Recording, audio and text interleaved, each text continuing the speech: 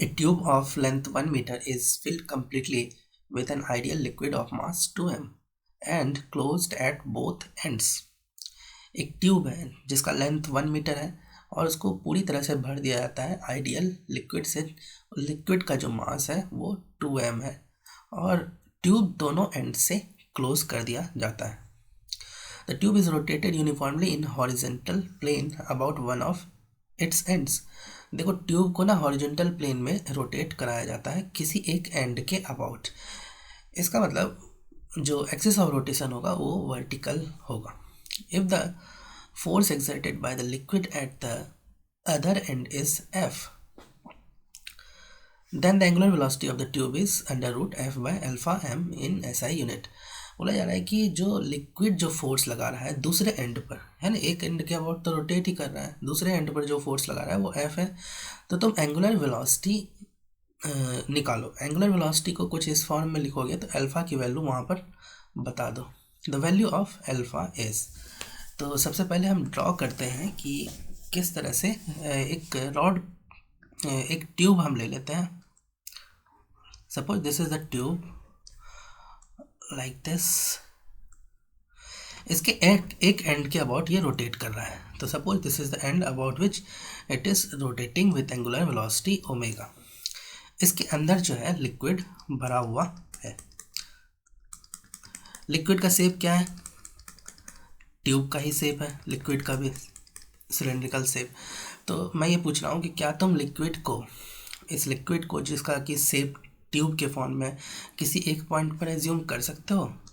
Centre of mass का concept तो यही अलाउ करता है कि किसी एक पॉइंट पर मास को कंसंट्रेट किया जा सकता है। एक तरह से सेंटर ऑफ मास का जो कंसेप्ट है ना, वो एक किसी डेफिनेट साइज बॉडी को एक पॉइंट में कन्वर्ट करने, एक पार्टिकल में कन्वर्ट कर सकता है, बनाने का तरीका है।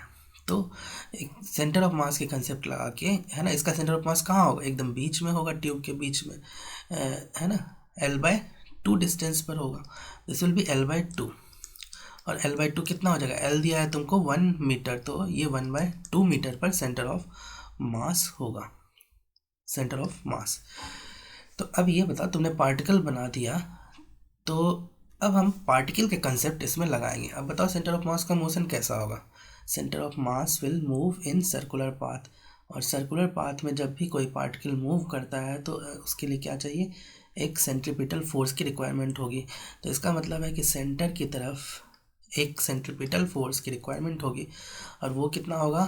मास ओमेगा स्क्वायर आर। देखो एक फोर्स की रिक्वायरमेंट होगी F सेंट्रीपिटल, तो इसकी जो वैल्यू होगी, है ना, FC लिख देता हूँ, FC centripetal equals to mass. Mass कितना है? 2m omega square are. Are कितना है? 1/2। इतना, this is a required force. ये ना रिक्वायर्ड फोर्स है, रिक्वायरमेंट है, और इसको फुलफिल करने के लिए एक एक्सटर्नल फोर्स चाहिए। तुमको पता ही है कि सेंटर ऑफ मास का मोशन एक्सटर्नल फोर्स से होता है, तो you need an external force here. अब ये बताओ कि अब अगेन लिक्विड को ना पार्टिकल नहीं, ट्यूब के फॉर्म में इमेजिन करो। तो ये जो लिक्विड है, रेड वाला जो लिक्विड है तुम्हारा, इसमें बताओ इस पे एक्सटर्नल फोर्स कौन सा है जो कि लग सकता है टुवर्ड सेंटर? अब देखो इस लिक्विड पे एक जो एक्सटर्नल फोर्स लगेगा वो इसका वेट लगेगा। वेट जो है वर्टिकल डायरेक्शन में लगेगा, वो एक्सिस के अलॉन्ग हो जाएगा, है ना, axis of rotation vertical direction में। तो फिर वेट का कोई रोल नहीं होगा। सेंट्रीपिटल फोर्स, सेंट्रीपिटल फोर्स चाहिए तुमको, है ना। अब देखो लिक्विड किसके कांटेक्ट में है? लिक्विड ट्यूब के कांटेक्ट में है ना। ट्यूब जो है can exert normal force, tube जो है नॉर्मल फोर्स लगा सकता है इस लिक्विड पर, ठीक है। अब देखो इस ट्यूब के ना 3 पार्ट कर लो, एक ये डिस्क वाला पार्ट, दूसरा कर्व्ड सरफेस वाला पार्ट, और ये तीसरा जो कि एक्सिस ऑफ रोटेशन पर है, ये भी एक डिस्क है, थर्ड डिस्क।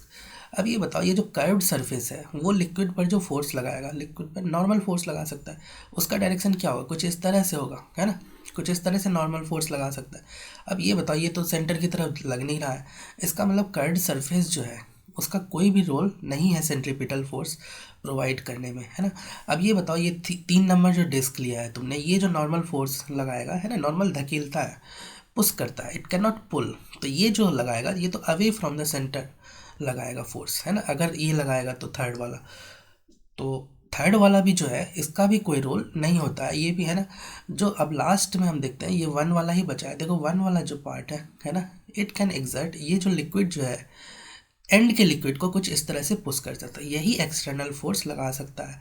और इसकी वैल्यू तुमको दिया हुआ है कि क्वेश्चन में एफ है ना, ये जो फोर्स है इसकी वैल्यू तुमको एफ दिया हुआ है, ठीक है। लिक्विड अगर एफ लगा सकता है एंड पर, तो एंड भी जो है ना, मतलब डिस्क पर, तो डिस्क भी जो है लिक्विड पर एफ फोर्स लगाएगा। तो इसका मतलब कि यही फोर्स जो है सेंट्रीपिटल फोर्स लगा सकता है ये एंड वाला, और इसकी वैल्यू एफ है ना। तो कुल मिला के ये हो जाएगा तुम्हारा एफ। अगर मान लो रिक्वायर्ड फोर्स, एक एग्जांपल देता हूँ, जैसे मान लो कि 50 न्यूटन है, तो ये डिस्क 50 न्यूटन लगाएगा। अगर रिक्वायर्ड फोर्स है ना, सब ओमेगा के ऊपर डिपेंड करेगा, ओमेगा के ऊपर इसकी वैल्यू, सेंट्रीपिटल फोर्स की वैल्यू चेंज करेगी। अगर इसकी रिक्वायरमेंट 100 न्यूटन है ना, तो ये डिस्क 100 न्यूटन लगा देगा।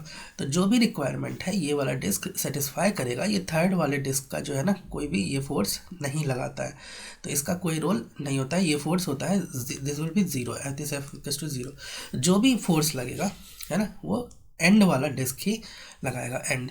तो यहाँ से तुम ओमेगा की वैल्यू निकाल लो, है ना। ओमेगा कैसे, ओमेगा स्क्वायर निकालो, पहले तो 2 कैंसिल करो, ठीक है।